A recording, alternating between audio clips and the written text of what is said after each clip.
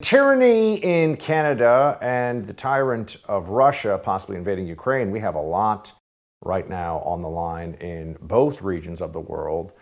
Now, let's start with Canada, as it's right next door. And what you're seeing is a standoff for freedom, not just an issue of truckers in one country, in Canada, and the mandates that that national government has put in place that never should have been put in place in the first place, did nothing, by the way, to stop the spread of the virus, have been an abject failure.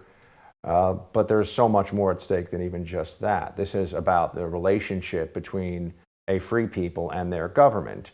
Justin Trudeau may seem to people like a guy who's teaching a gender and studies class at Bryn Mawr, but he's actually a tyrant. He is a socialist. He is a lockdowner and a wacko. And here he is, fortunately, getting heckled as he tries to defend his first ever, in the history of Canada, invocation of the Emergencies Act to crush dissent. Watch. After discussions with Cabinet and caucus, after consultations with the premiers of all provinces and territories, after conversation with opposition leaders, we decided to invoke the Emergencies Act to supplement provincial and territorial capacity to address the blockades and occupations. I want to be very clear, Mr. Speaker. The scope of these measures are time-limited and geographically targeted. They are reasonable and proportionate to the threats they are meant to address, and they are fully to be compliant with the Charter of Rights and Freedoms to reassure all Canadians that this is the right thing to move forward with. Yes, shout down this vile tyrant leftist. Don't allow him to spew more of this propaganda without coming up against people that are willing to speak the truth. What's happening right now in Canada is appalling. Everyone can see it, everyone's aware of it, and it's likely to get worse. They keep lying about the protest, about the aims of the truckers. They can't even address this truthfully because more people would say, yeah, that makes sense. Here's an idea, crazy libs of the Trudeau government. Stop the mandates.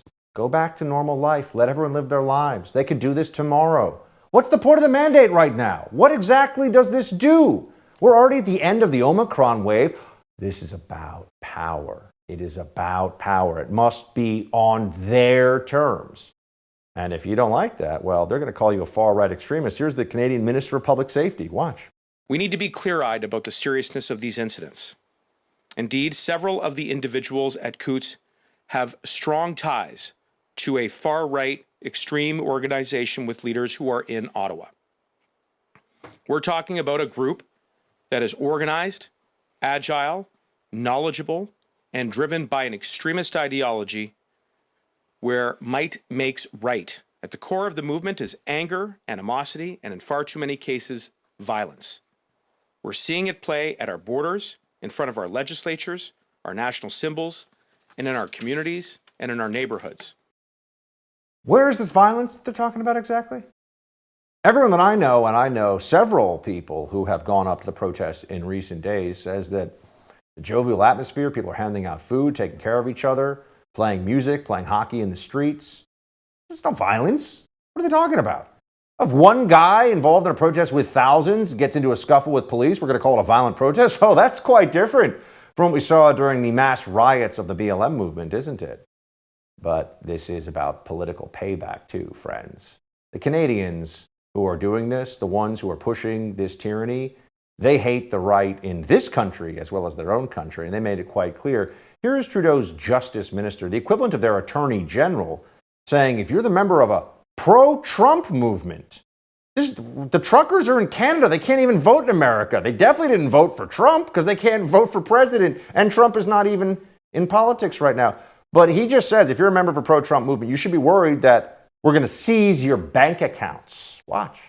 Look, you've just compared people who may have donated to this to the same people who are funding maybe a terrorist. I just want to be clear here, sir. This is really important. A lot of folks say, look, I just don't like your vaccine mandates and I donated to this. Now it's illegal. Should I be worried that the bank can freeze my account? What's your answer to that?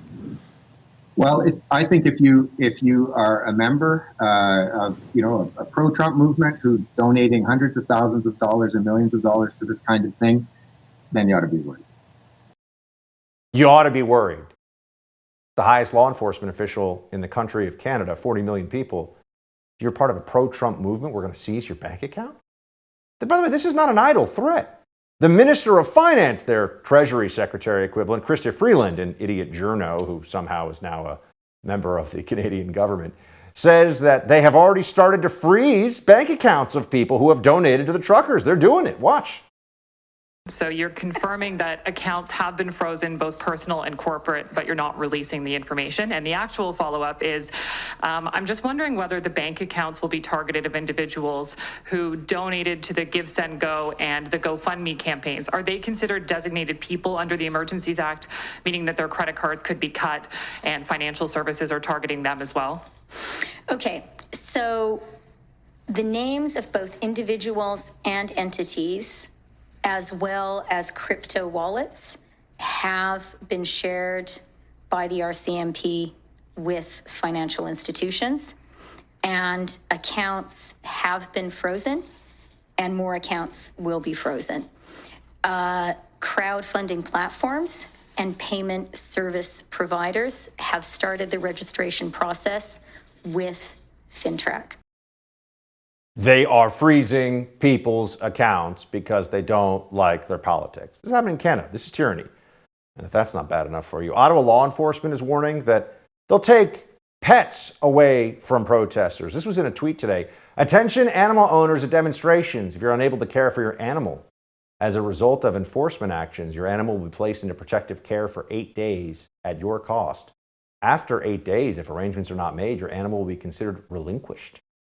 So they're either they're gonna take your dog away from you, basically. This is what they're warning you about if you're at the protest. You got a dog with you, we'll take your dog away. And if you don't get it in time, we might give your dog away or maybe euthanize it. These people are psychopaths. There's something really wrong with them. Okay, these are peaceful protesters and they're right. The Canadian government is in the wrong. So that's one form of tyranny. We've got another one right now, farther away, of course, this one in Russia, where the despot Putin is still possibly going to be invading Ukraine. Here's Biden saying the threat of a Russian invasion. Remember, yesterday it was they're moving troops away from the border, Russian troops away from the Ukrainian border. Now Biden's saying, oh no, it's very high threat of invasion. It could happen the next few days. Watch. How high is the threat of a Russian invasion right now? It's very high. Why? It's very high because they have not moved any of their troops out. They've moved more troops in. Number one. Number two, we have reason to believe that they are engaged in a false flag operation. They have an excuse to go in. Every indication we have is they're prepared to go into Ukraine, attack Ukraine. My sense this will happen within the next several days. What are the things that will there any? False flag operation? Gonna go in the next few days? Wait, but yesterday it was, don't worry, looks like they're backing off. Today it's false flag operation, and maybe in a few days the invasion happens. They're also really pushing this false flag notion, which of course the Russians do this kind of thing. It's very possible.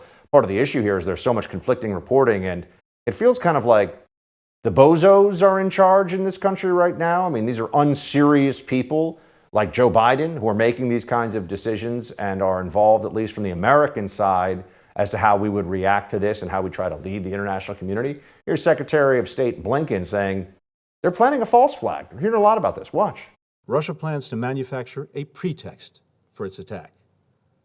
This could be a violent event that Russia will blame on Ukraine, or an outrageous accusation that Russia will level against the Ukrainian government. We don't know exactly the form it will take. It could be a fabricated so-called terrorist bombing inside Russia, the invented discovery of a mass grave, a staged drone strike against civilians, or a fake, even a real attack using chemical weapons. Russian media has already begun to spread some of these false alarms and claims to maximize public outrage, to lay the groundwork for an invented justification for war. False flag using chemical weapon attacks? Well, yesterday it was we're moving away, diplomacy seemed to be working. Today it's false flags with chemical weapons. Who knows what tomorrow will bring, but Putin the tyrant's making the calls here, just like Trudeau the tyrant.